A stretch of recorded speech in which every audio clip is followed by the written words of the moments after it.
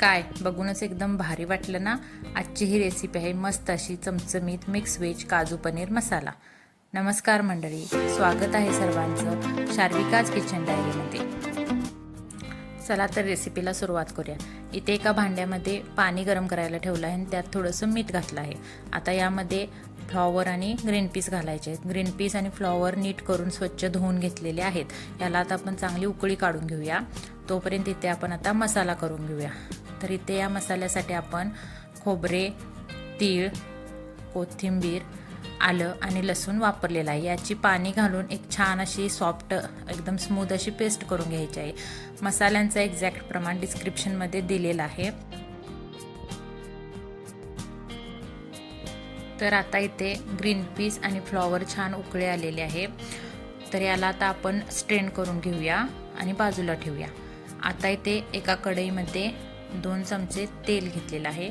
त्यामध्ये घालायचं आहे थोडंसं बटर। आता बटर देखील थोडंसं मेल्ट करून घ्यायचं आहे आणि बटर मेल्ट झाल्यानंतर यामध्ये घालूया आपण काही खडे मसाले। तर खड्या मसाल्यांचा देखील एक्झॅक्ट प्रमाण मी दिलेलं आहे डिस्क्रिप्शनमध्ये, तुम्ही चेक करा। खडे मसाले 1 मिनिटभर आपण इथे परतून घ्यायचे आहेत। तुम्ही जर आपल्या चॅनलवर नवीन असाल आणि अजून चॅनलला सबस्क्राईब केलं नसेल तर पटकन सबस्क्राईब करून घ्या। तसेच बेल आयकॉनवर क्लिक करा जेणेकरून तुम्हाला नवीन व्हिडिओचे अपडेट मिळतील। तर आता इथे मी घातलेला आहे बारीक चिरलेला कांदा। तर इथे मी मोठ्या आकाराचे 2 कांदे घातलेले आहेत। कांदा आपण इथे सॉफ्ट होईपर्यंत परतून घ्यायचा आहे। आता इथे बघा कांदा छान सॉफ्ट झालेला आहे। आता आपण घालणार आहोत टोमॅटोची प्युरी। तर इथे मी एका टोमॅटोची प्युरी करून घेतलेली आहे। आता टोमॅटो प्युरी देखील चांगलं तेल सुटेपर्यंत आपण परतून घ्यायचे आहे। आता या मसाल्याला चांगलं तेल सुटल्यानंतर आपण घातलेला आहे पाव चमचा हिंग आणि पाव चमचा हळद। आता घालूया 1 चमचा धने पावडर, तसेच 1 चमचा जिरेपूड। इथे आता मी थोडीशी कसुरी मेथी घालते। आता हे मसाले 1 मिनिटभर आपण चांगले परतून घेऊया। अगदी बेसिक मसाले वापरलेले आहेत, फार काही याच्यासाठी जास्त एक्स्ट्रा मसाले लागत नाहीत। आता आपण जी मसाल्याची पेस्ट करून घेतली होती ती पेस्ट ॲड केलेली आहे। ही पेस्ट देखील चांगली तेलामध्ये भाजून घ्यायची आहे। याला छान असं तेल सुटलं पाहिजे। तर एकसारखी करून हलवून घ्यायची, एकजीव करून घ्यायची आणि चांगले तेल सुटेपर्यंत अशा पद्धतीने भाजून घ्यायचे आहे। तर इथे बघू शकता एकदम छान असं तेल सुटलेलं आहे। आता इथे आपण घातलेले आहे तिखट। तर इथे मी कोल्हापुरी कांदा लसूण मसाला घातलेला आहे। तुमचा जो काही मसाल्याचा तिखट तुम्ही वापरत असाल ते तुम्ही ॲड करू शकता। आता इथे मी कलरसाठी एक अर्धा चमचा काश्मीरी लाल तिखट वापरले आहे। तर आता इथे मी तिखट मसाल्यामध्ये छान असं एकजीव मिक्स करून घेतलेलं आहे। आता इथे आपण थोडंसं मीठ घातलेलं आहे। तर मीठ घातल्यानंतर पुन्हा एकदा चांगलं एकजीव करून घेऊया आणि इथे मसाल्याचं जे पाणी थोडं शिल्लक होतं ते पाणी मी घालते आणि मसाला चांगला तेल सुटेपर्यंत भाजून घ्यायचा आहे। आपण इथे कच्चा मसाला केलेला आहे त्यामुळे मसाला एकदम छान असा तेल सुटेपर्यंत भाजून घ्यायचा आहे। तर आता इथे बघू शकता मसाल्याला एकदम छान असं तेल सुटलेलं आहे। आता इथे आपण घालूया बटाटा। तर साली काढून बटाटा मी चिरून थोडा वेळ पाण्यामध्ये ठेवला होता, तो आता ॲड केलेला आहे।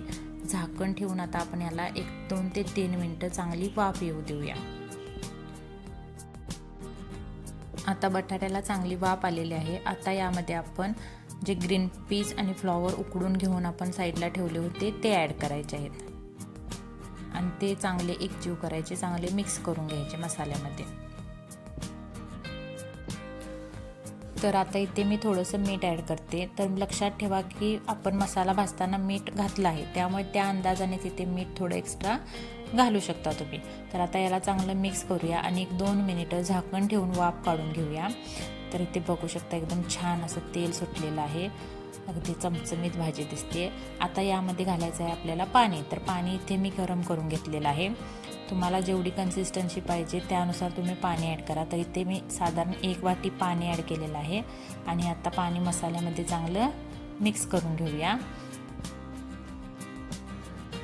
आता आता याला पुन्हा झाकण ठेवून 1-2 मिनिटाची वाफ द्यायची आहे, जेणेकरून काय होईल, सगळ्या ज्या आपल्या भाज्या आहेत त्या व्यवस्थित शिजल्या जातील. इथे बघू शकता एकदम छान पद्धतीने आपल्या ग्रीन पीस, फ्लॉवर, बटाटा परफेक्टली कुक झालेला आहे. आता इथे आपण काय ॲड करायचं आहे तर काजू आणि पनीर. तर इथे मी काजू आणि पनीर जे आहेत ते तळून घेतलेले आहेत. तर हे पनीर जे आहे घरी बनवलेले आहे. तर होममेड पनीरची रेसिपी आपल्या चॅनेलवर अवेलेबल आहे, तुम्ही चेक करू शकता. लिंक देखील मी डिस्क्रिप्शनमध्ये तुम्हाला देईन. आता याला छान असं मिक्स करून घेऊया आणि आणखी 1-2 मिनिटाची आपल्याला वाफ काढायची आहे, फार जास्त वेळ शिजवायचं नाही आहे. तर आता इथे बघा परफेक्टली आपली भाजी तयार झालेली आहे. आता गॅस बंद केलेला आहे. आता वरून आपण इथे घालूया भरपूर अशी बारीक चिरलेली कोथिंबीर. एकदम मस्त लुक आहे. अगदी सणासुदीला तुम्ही ही भाजी आवर्जून बनवू शकता आणि इतर वेळी तुम्ही भाजीला एकदम छान असा पर्याय, अगदी पराठ्याबरोबर सुद्धा ही भाजी एकदम छान लागते.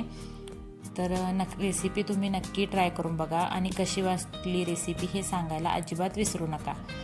तर शार्विकाज किचन डायरी या आपल्या यूट्यूब चॅनलला सबस्क्राईब करा आणि अशाच नवनवीन रेसिपीज पाहण्यासाठी बेल आयकॉनवर देखील क्लिक करा. Thanks for watching.